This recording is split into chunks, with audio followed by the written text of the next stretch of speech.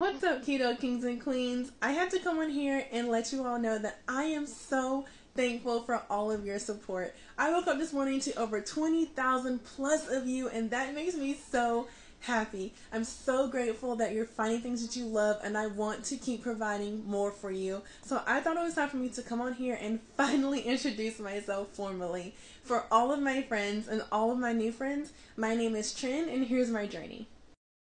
I started my keto low carb diet on June 7th and I was 217 pounds. By June 26th, I got down to 209 and now I am down to 205 and dropping.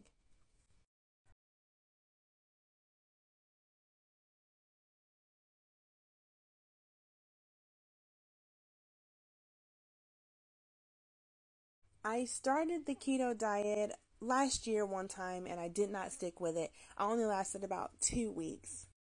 I was unmotivated and it was just so hard to keep up with it by myself.